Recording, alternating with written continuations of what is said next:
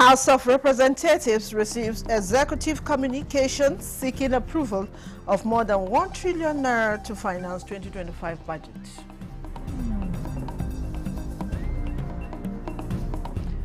Nigeria secures hosting right of first UNESCO Category 2 International Media and Information Literacy Institute. Plus, Nigeria introduces single travel emergency passports to replace emergency travel certificate.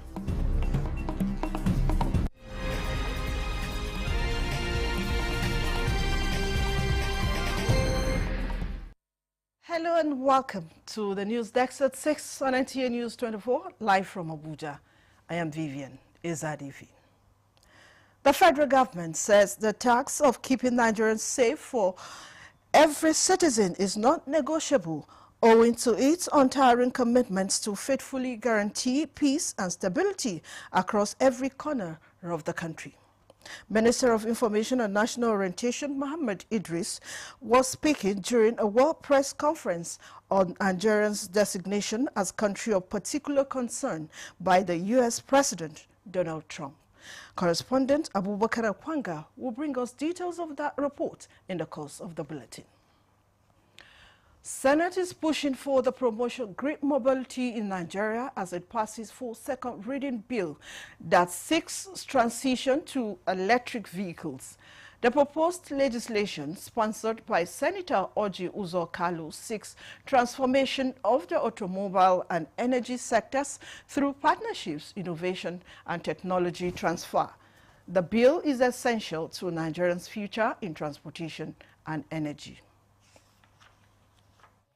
In addition to the transition from fossil fuel, he is also looking at creating a lot of employment opportunities and also encouraging vehicle manufacturing for those who are already in. Like, I don't know whether Innocent Motors.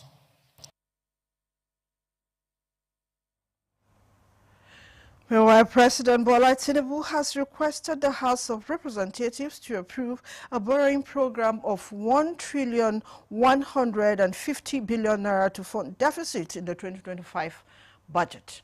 The President's requests, read on the floor of the House by Deputy Speaker Benjamin Kalu, emphasizes the need to increase domestic borrowing limits to bridge the budget shortfall, as well as to enable government meet its financial obligations and stimulate economic growth. The request has been referred to the House Committee on Aid, Loans and Debt Management for consideration. Nigeria has secured the hosting right of the first UNESCO Category 2 International Media and Information Literacy Institute. The Minister of Information and National Orientation, Mohammed Idris, represented at the 43rd UNESCO General Conference in Samarkand in Uzbekistan, assured the global community that Nigeria will maintain its leading role sanitizing the media ecosystem and ensure that the world communicates, build bridges and not barriers. Salihu Abdullahi Gwanara report. That the decision on this item will be taken without debate. The diplomatic struggle that started in 2022 on the hosting right of the UNESCO Category 2 Institute has ended here. It is proposed that we approve the designation of International Media and Information Literacy Institute in Abuja as an institute under the auspices of UNESCO Category 2, as recommended by the Executive Board in 222X Decision 19.9. Are there any comments? I see no comments, objections, so we approve this paragraph. Through UNESCO, the world has shown resilience and unity to manage the evolving dangers of fake news. In order to walk the talk, the global organization has considered and approved the resolution of the 216th session of the Executive Board held in May 2023 after Nigeria has pledged to host the UNESCO Category 2 Institute.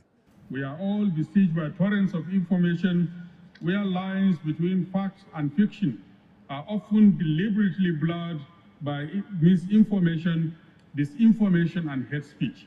These challenges respect no borders and threaten the very foundations of our democracies and social cohesion.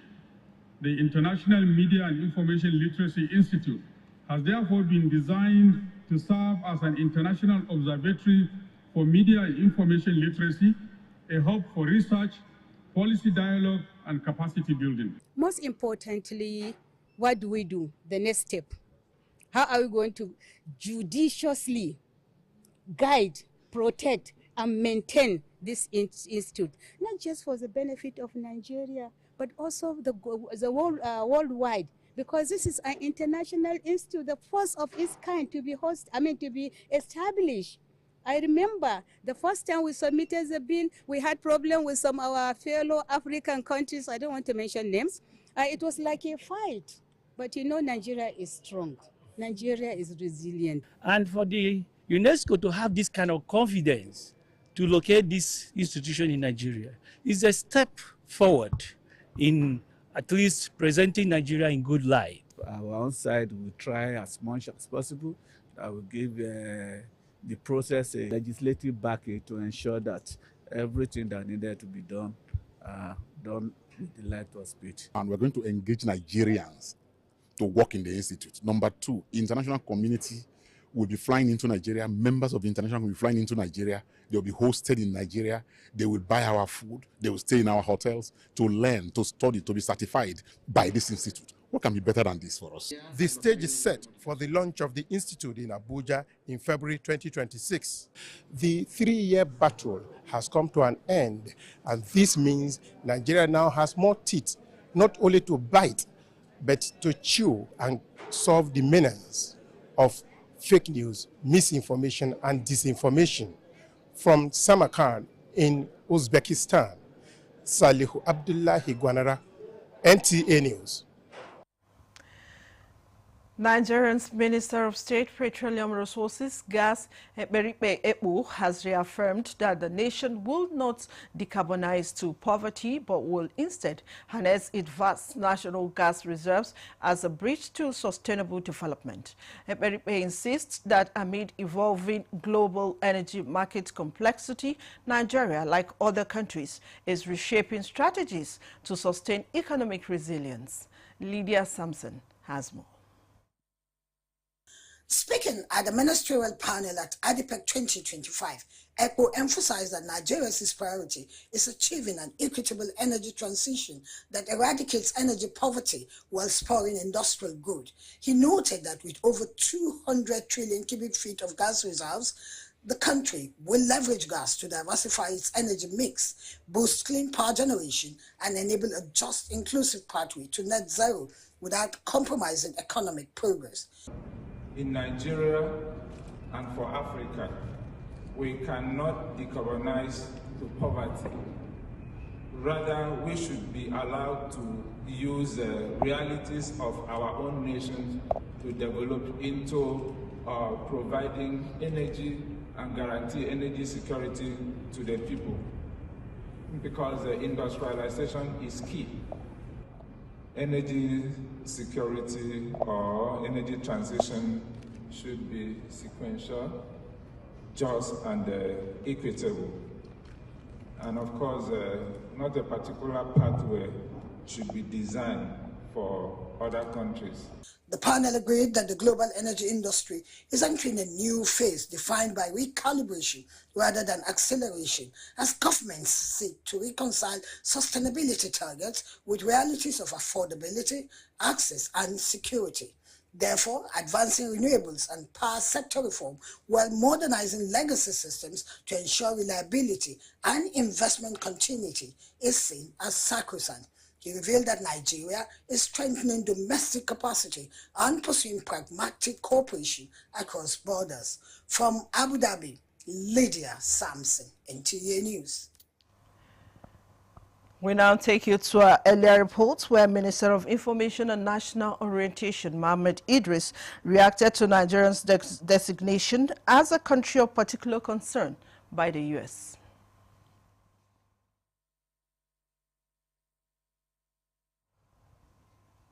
We'll still bring you the reports in the course of the bulletin. Assistance from the United States in fighting armed groups as long as its territorial integrity is respected. Officials and experts in Nigeria refuted Trump's claims of mass killings of Christians, noting that Boko Haram and Al-Qaeda-linked groups target people of all faiths. Nigeria and the United States are two giants on the global stage that share common economic, political and social influence spanning many decades, with growing partnership in energy and defense. Today, these narratives are threatened following the designation of Nigeria as a nation of particular concern by the U.S. President Donald Trump on the alleged persecution of Christians. Now, the federal government said the claims are untrue and do not reflect on the security reality on ground, as the government is committed to securing every part of the country.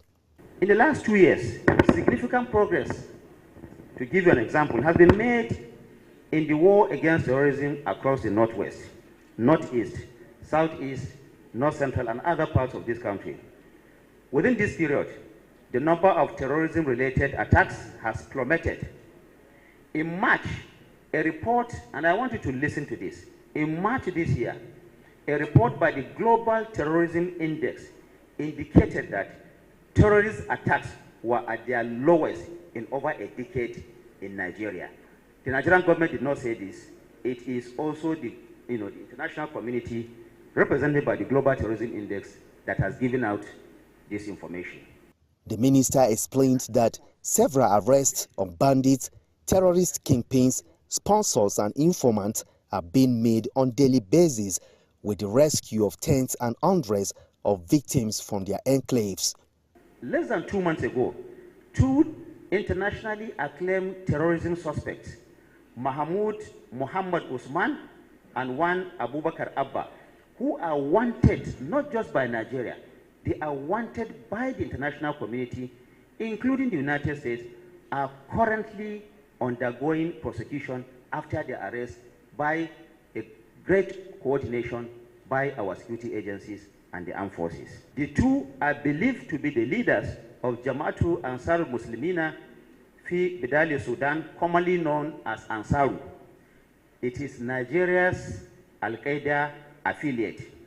They were captured, like I said, in a high-risk, intelligence-led counter-terrorism operation only a few months ago, and this has been welcomed by the international community. Mohammed Idris said the federal government procured sophisticated military hardware, including Super Tucano from the U.S., to contain the situation in troubled spots across the 6 geopolitical zones. Nigeria welcomes dialogue, welcomes cooperation. We also welcome support from foreign nations, including the United States of America, in addressing our shared security concerns. We warmly invite all our partners, both domestic and international, to join us in this noble endeavor, anchored on trust, on collaboration, and also based on mutual respect. The minister assured that the federal government will explore all diplomatic channels to remedy the wrong impression and continue to promote fundamental human rights, dignity to life, and freedom of speech, which are universally recognized tenets of democracy. In Abuja, Abubakar Akwanga, NTA News.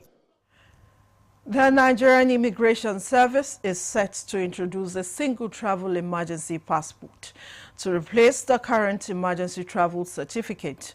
A statement by the service public relations officer Akinsola Akinlabi reveals the announcement of the initiative by the Controller General of Immigration, Kemi Nadab, at the joint thematic meeting of the Khartoum, Rabat and Niamey processes co-hosted by Nigeria and France.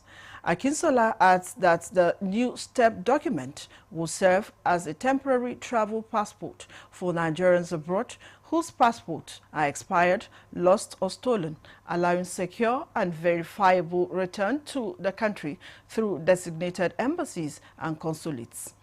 This measure, he says, is part of ongoing reforms to strengthen identity management, enhance border governance, and align Nigerians' migration systems with global standards. The meeting brought together key stakeholders from ECOWAS, AU, EU, NAPTIP, NCFRMI, and other African and European countries to boost cooperation against migrants, smuggling, and human trafficking while promoting safe, orderly, and regular migration. This is the news desk at 6 on NTA News 24. More reports when we return from the break. Do stay.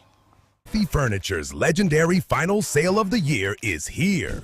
This festive season, enjoy extra savings on luxury and comfortable sofa sets, modern and functional dining sets, sophisticated and smart bed sets, and our royal collections. Classy, premium, and truly exclusive. Shop 10 million Naira and receive a complimentary Daisy tea set. Spend 15 million and take home a 65-inch smart TV. Go higher at 20 million and experience unmatched comfort with our exclusive massage chair. Visit our showrooms in Abuja, Lagos, Kano, and Enugu, or shop online. It's big, it's bold, it's unforgettable. It's Baffy Furniture's legendary final sale of the year. This is NTA News24. Welcome back. The African Network for Environment and Economic Justice has described the release of the Financial Action Task Force New Asset Recovery Guidance and Best Practices as a landmark framework to strengthen global and national efforts to deprive criminals of illicit wealth and ensure that stolen assets are recovered and repurposed for development and justice. The network says global recovery of illicit financial flows remains extremely low, but says the new guidance therefore calls on jurisdictions to make assets recovery a policy and operational priority. Executive Director Reverend David Ugolo commended Financial Action Task Force for releasing the updated framework, noting that it resonates strongly with Nigerians' ongoing reforms in asset recovery, anti-corruption, and financial transparency. It urges the federal government, anti-corruption agencies, and relevant stakeholders, particularly the Federal Ministry of Justice, EFCC, ICPC, NFIU, and the Office of the Accountant General of the Federation to adopt the FATF's recommendations and integrate them into Nigerians' asset recovery and management processes.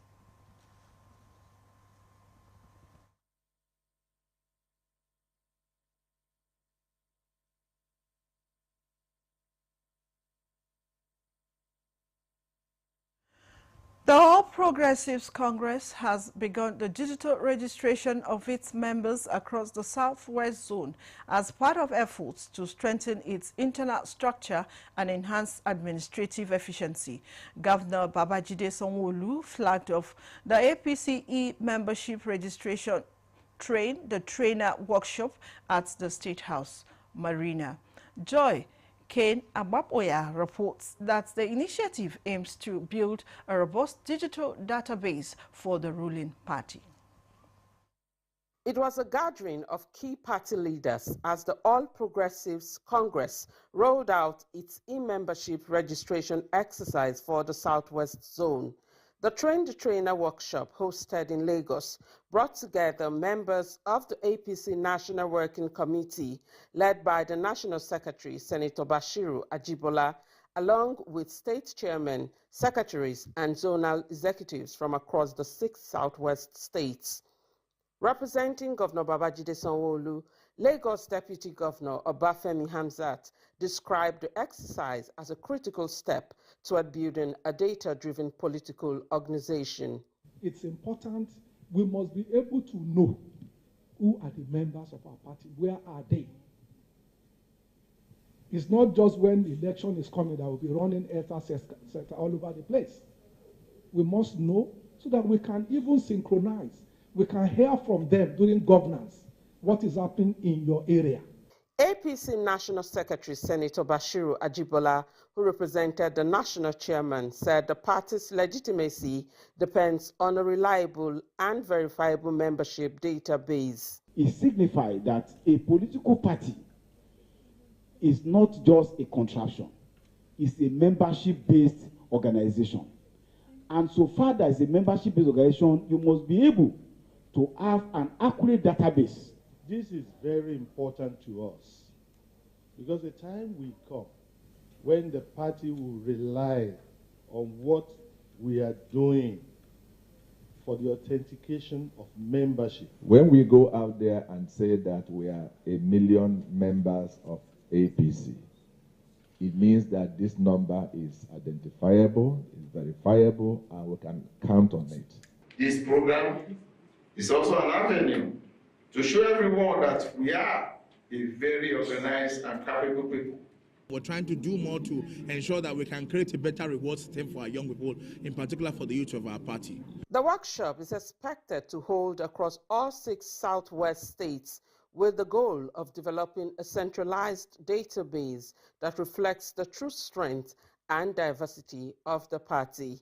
In Lagos, Joy Ken Abakuya, NTA News. The board chairman of the Nigerian First Foundation and former Inspector General of Police, Sir Mike Okiru, says the task of uniting Nigeria as a one united entity is a collective responsibility to all citizens. Represented by the Executive Director of the Foundation, Vic Moro Ulo, the leadership were on a solidarity visit to the former governor of Akwa Ibom State, Obom Victor Atta, to seek further collaboration in the Foundation's quest towards the attainment of a greater Nigeria.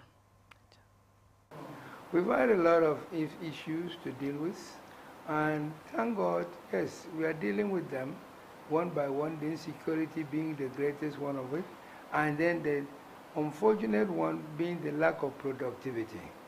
And that has come about because of the nature of governance that we have instituted in Nigeria. A time is coming where at the sight of a green, white, green passport, there will be no embarrassment at the international airport. Where they will see the green, white, green, and they will give us a standing ovation. It's not far. It's just at the corner. This is the news desk at 6 on NTA News24. Here is a recap of our top stories. House of Representatives receives executive communication seeking approval of more than 1 trillion naira to finance 2025 budget. Nigeria secures hosting right of first UNESCO Category 2 International Media and Information Literacy Institute. Nigeria introduces single travel emergency passports to replace emergency travel certificates.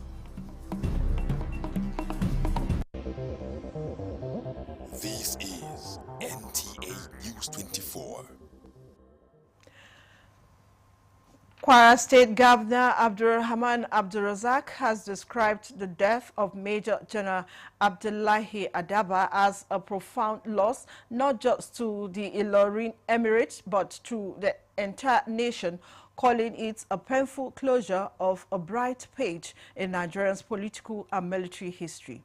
The governor, in a statement by his chief press secretary, says the late general held enviable positions like military governor of Benue Plateau State, director general of the defunct National Security Organization, national security advisor to former head of state Abdusalami Abubakar, and chief of staff to former President Olusegun Obasanjo and Umar Musa Yar'Adua. He extends his heartfelt condolences to the Emir of Ilorin, Dr. Ibrahim Sulu Gambari, people of the Emirates, his family, and the military hierarchy, and prays that Allah admits him to Al-Jannah Firdaus. He died at the age of 86. And that concludes the news desk at 6 on NTA News 24. Thanks for watching. I am Vivian Izadifi.